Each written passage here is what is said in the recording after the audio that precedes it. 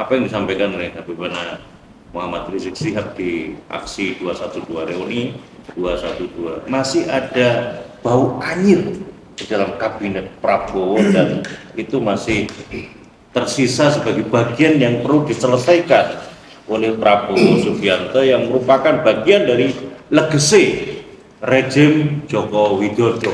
Sejauh mana law of enforcement sebagai catatan akhir tahun 2024 dan arah ke depan law of enforcement atau penegakan hukum terutama yang terkait dengan adanya novum yang direpresentasikan dari buku putih dan itu sudah cukup menjadi sebuah alat untuk menindaklanjuti sejauh mana proses penindakan keberlanjutan penindakan hukum atas KM 50. Silakan Bang Aziz Yanuar.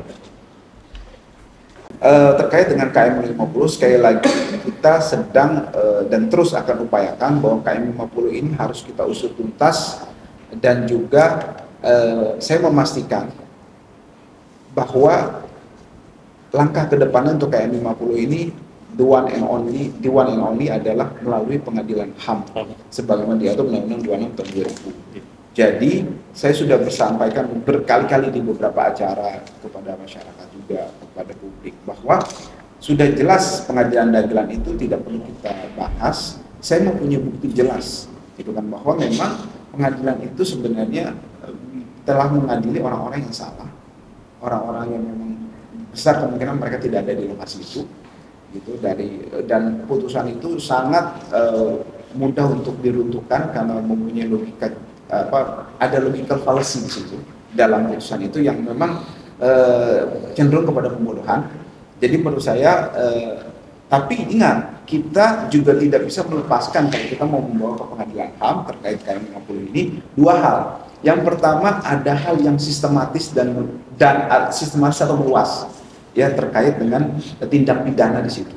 Kemudian melibatkan aparatur negara.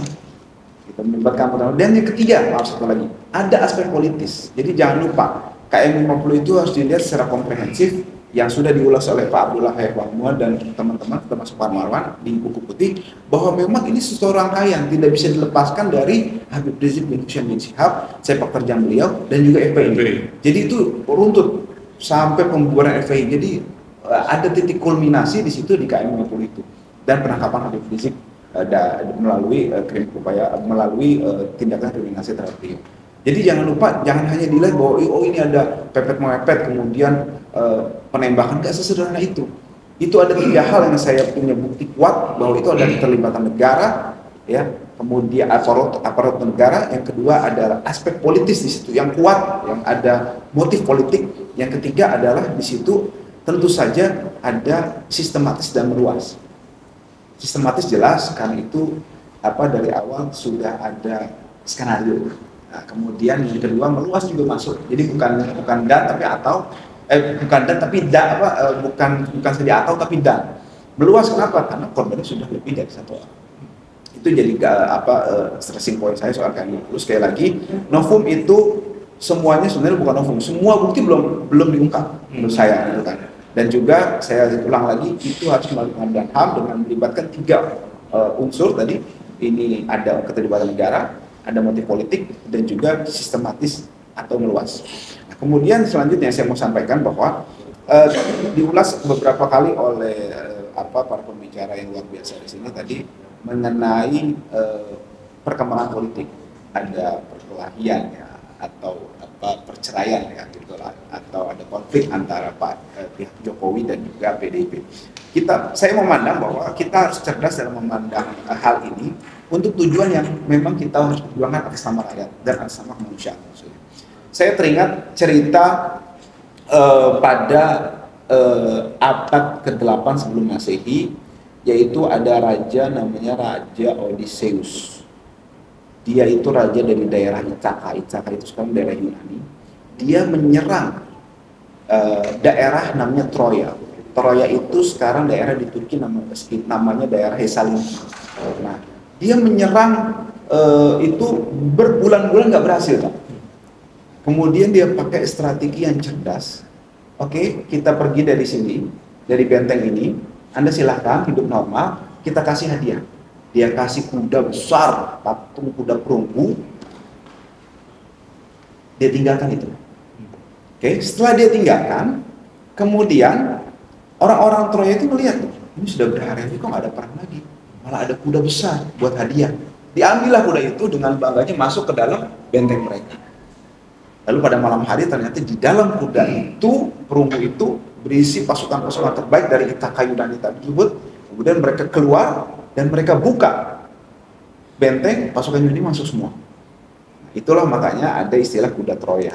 Nah, maksud saya, kita gunakan perkelahian yang menarik ini, tetap kita ramaikan. Wah, ini dua-duanya menurut saya, kita melihat iblis dan setan lagi berkelahi gitu. Jadi menurut saya, jangan kita ini terhipnotis. Oh, si merah ini ternyata bagian dari rakyat. Woi, 10 tahun lebih mereka ini menjadi pengkhianat rakyat loh, atas nama wong cilik. Terus kemudian hanya dalam beberapa hari kita terhipnotis. Bahkan ada sosok-sosok yang tokoh lah gitu yang memang identik dengan kelompok kanan dan masyarakat merapat ke mereka, kemudian kita melihat mereka ada dasar ayat.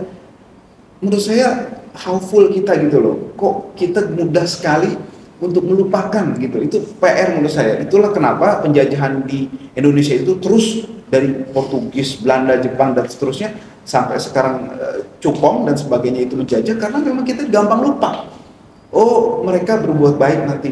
Begitu juga yang PSN tadi juga sama, gampang lupa. Mereka mikir Epic 2 maksud saya.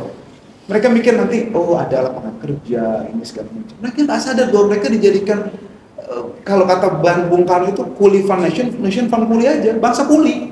Gitu. Kita nggak akan berkembang kalau begitu. Dan memang ini tugas PR pemerintah, karena salah satu kewajiban pemerintah di pembukaan Undang-Undang 45 adalah mencerdaskan kehidupan bangsa. Supaya apa? Mereka nggak punya mental pulih kayak gini. Ya kita di sini, ya memang kita bisa menyadarkan semampu kita dari berbagai perspektif melalui media, YouTube dan sebagainya. Itu kemampuan kita. Kalau kita mempunyai kekuasaan, lain lagi mungkin jangan begitu. Nah, baik lagi tadi, maksud saya harus kita ini punya kesadaran. Jangan sampai iblis sama setan berkelahi, kita memihak iblis atau setannya. Jangan.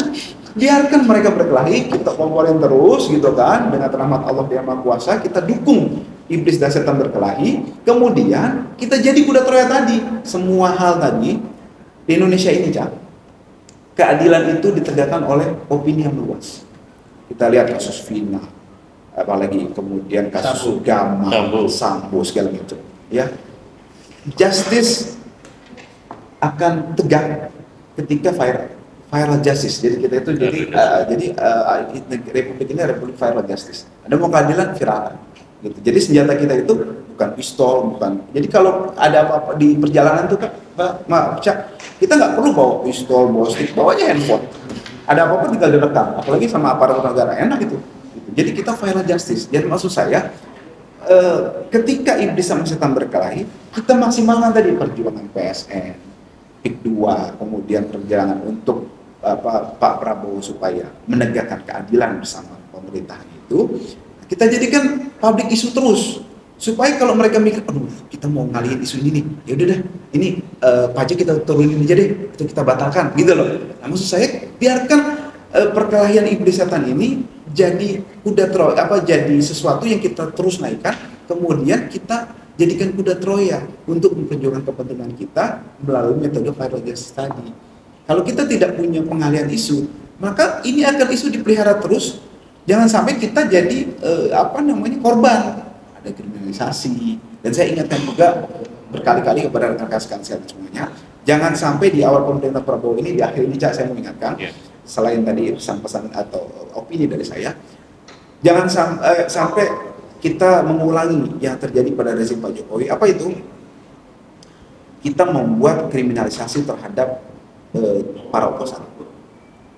Menurut saya, trigger yang utama adalah adanya komunikasi buruk antara penguasa dengan oposisi. Ini menurut saya harus diperbaiki, tidak boleh terjadi. Yang kedua, kita dalam penyampaian pendapat dengan segala hormat, jangan membawa pribadi, hina segala macam. Menurut saya harus disampaikan dengan elegan supaya tidak terulang lagi. Menurut saya, kalau saya boleh flashback, terjadinya kriminalisasi 10 tahun pemerintahan Jokowi waktu itu tidak lepas dari dua hal ini, komunikasi buruk yang tidak dibangun dengan baik antara oposisi, ada pemain konflik. Jadi jangan lupa, Cak, ada pemain konflik juga di dalam kita ini, ada pemerintah di bajingan, setan semuanya segala macam gitu. Nah, di sana juga ada oposisi itu berantakan semua, mereka kasar, lihat tuh, mereka menghina. Nah, anjing, babi, semua segala macam kata-kata itu keluar semua. Gitu, kita dihina. Main konflik ini memanfaatkan dari segala anggaran. Jadi jangan lupa, pemain konflik itu ternyata bisnis lumayan. Setahu saya BIN anggarannya triliunan.